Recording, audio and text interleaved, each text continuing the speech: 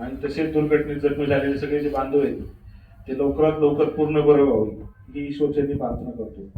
आणि या संकट काळामध्ये अग्निशामक दल असेल, NDRF असेल, PMRDA असेल, पोलीस प्रशासन, वैद्यकीय पथके या सर्व बचाव यंत्रणांनी स्वतःच्या जीवाची पर्वा न करता जे रात्रंदिवस आर्थिक परिश्रम घेतले त्यांचे मी सर्वांचे ऋण व्यक्त करतो. अशा कठीण प्रसंगी पिंपरी चिंचवड महापालिकेचे आयुक्त साहेबांनी बी दिवस रात्र त्या ठिकाणी उभे राहून जे त्यांना ते जे आपले बांधव गुंतले होते त्यांच्यासाठी त्यांनी मी त्यांच्या चेहऱ्यावरती तळमळ पाहत होतो. हा आमच्या प्रभागातील प्रश्न आहे. आयुक्त साहेबांनी आम्ही ज्या ज्या वेळेस तिथे जाऊ त्या त्यावेळेस आयुक्त साहेब तिथे होते. त्यांनी बी दिवस रात्र तिथं उभं राहून त्या सर्वांची काळजी घेतली. पिंपरी चिंचवड महानगरपालिकेची स्थापना 1982 साली झाली. पण खरं पाहिलं तर 1991 मध्ये हा कचरा डेपो कार्यरत झाला. पण तसं पाहिलं तर कचरा पहिलाही डेपो कार्यरत व्हायच्या आधी बी तो खाणीचा भाग असल्यामुळे पहिल्यापासून तिथं टाकला जात होता. त्या कचऱ्याचा 2019 पर्यंत कोणीही कसलाही विचार केला नाही आणि या कचऱ्याचे प्रचंड डोंगर उभे राहिले. या सभागृहात खूप अनुभवी लोक समाजामध्ये किंवा इतर काम करतायत, समाजामध्ये काम करतायत, नगरसेवक असतील, आमदार असतील किंवा खासदार असतील, यांनी कधीही आजपर्यंत या कचरा डेपो बद्दल पुढं भेट दिलेली दिसली नाही किंवा या आयुक्तांशी किंवा या पर्यावरण विभागाशी कसल्याही प्रकारचे त्यांनी कशी प्रक्रिया किंवा नागरिकांचे आरोग्य रक्षण करण्यासाठी कोणतेही सल्ले किंवा कासना पत्रकावर आजपर्यंत कुठले ठराव असे काहीतरी अजूनपर्यंत कधी आम्हाला दिसले नाही किंवा सभागृहावर त्यांनी स्पष्टपणे मांडले नाही.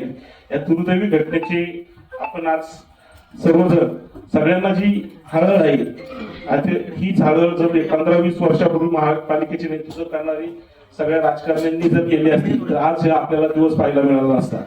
पुनवळे येथील कचरा डेपोला कोणी विरोध केला, त्यात कोणते कोणते पक्ष होते, कोण लोक होती, त्यात बीजेपी पक्ष, आमचा बीजेपी पक्ष असेल तर हे सर्व पक्ष ह्या आजच्या घटनेला पूर्णपणे जबाबदार आहे.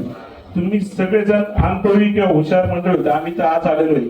आजपर्यंत या कचरा डेपोबद्दल आपण कोणी कसलाही ठराव किंवा त्याबद्दलची काळजी घेतलेली आम्ही पाहिलेली नाही. पिंपरी चिंचवड शहराचा जो रोजचा सुमारे 1500 टन कचरा हा गोळा होतो. 700 टन कचऱ्यावर दररोज प्रक्रिया केली जाते. उर्वरित 800 टन कचरा रोज शिल्लक राहतो. त्या कचऱ्याची विल्हेवाट लावायची हा बी कधी विचार केला गेला नाही. तुमच्या एक गोष्ट लक्षात आली पाहिजे तर वेस्ट एनर्जी प्रकल्प हा जर आमदार साहेबांनी इथं आणला नसता तर रोजच्या 700 टन कचऱ्यावरची प्रक्रिया झाली नसती तर ते आज त्या 700 टनाचे मी 2023 पासून आजपर्यंतच्या 4 वर्षामध्ये केवढे डोंगर उभे राहिले असते त्याचा बी आपण सर्वांनी विचार कधी केला नाही. तुम्हाला हा म्हणजे सर्वजण निस्तर राजकारण म्हणून याच्याकडे पाहू नका. आपल्याला त्या निष्पाप 9 जणांचे बळी गेलेले आहेत, काही लोक अपंग झालेले आहेत. या लोकांचा बी विचार करता जर या गोष्टीचा आपण सर्वांनी आधी विचार केला असता तर आज ही वेळ आलेली नसती. त्यामुळे या सर्व गोष्टींना तुम्ही सर्वजण जे अनुभवित आहेत, जे 15-20 वर्ष इथं काम करतायत, शहरामध्ये काम करतायत, सर्वजण या गोष्टीला जबाबदार आहेत. माझे तर स्पष्ट मत आहे प्रत्येक विधानसभा मतदारसंघात स्वतंत्र कचरा प्रक्रिया केंद्र उभारली गेली पाहिजे आणि त्या कचरा प्रक्रियेची विल्हेवाट त्याच ठिकाणी झाली तर बरं होईल. प्रत्येक प्रभागातील नाही तर प्रत्येक प्रभागामध्ये जे राजकारण्यांना आपल्या प्रभागाची काळजी त्यांनी तो कचरा त्या प्रभागामध्येच शिरवावा. आम्ही पाहिले की आजपर्यंत कचरा संकलन आमच्या चरवलीमध्ये, कचरा डेपो आमच्या चरवली मोशीमध्ये, मोशी मशाभूमीमध्ये कचरा संकलन केला जातो. सगळा कचरा का आम्ही सांभाळायचा का? आमची पूर्णपणे ह्या कचरा डेपोतील इथून पुढे येणाऱ्या कचऱ्याला विरोध राहणार आहे.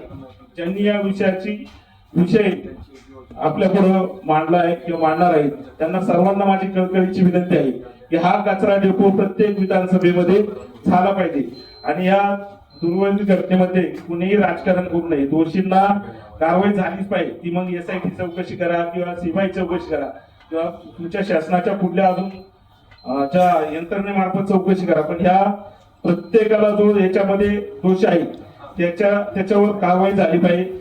आता ज्या भाऊनी सांगितलं की या लोकांच्या कुटुंबांना, कर्मचाऱ्यांच्या कुटुंबांना जे मृत्युमुखी पडलेले त्यांना नोकरी असेल, घर असेल किंवा आर्थिक नुकसान, आता पैशाने तर काय त्यांचं ते नुकसान भरून येणार नाही, तर त्यांना जास्तीत जास्त जेवढं महापालिकेमधनं घराचं असेल, त्यांच्या मुलाच्या शिक्षणाचा असेल किंवा त्यांना नोकरीचा हे असेल तर ते महापालिकेने आपल्या सभेमध्ये मंजूर करून त्यांना किंवा त्या ठेकेदाराकडून अजून आपल्याला काय करून घेता येईल, त्या ठेकेदाराला मी सोडले गेले नाही पाहिजे. त्यांनी जर ही काळजी घेतली असती तर आज ही वेळ आली नसती. आपण सर्वजणांनी त्या महिला संबंधित अधिकारी असतील त्यांच्यावरती जी कारवाई करता येईल तेवढी कारवाई करून त्यांना कसे आपल्याला हे करता येईल ते पाहून या कुटुंबांना मदत करता येईल असं महापालिकेने आज हे करावं.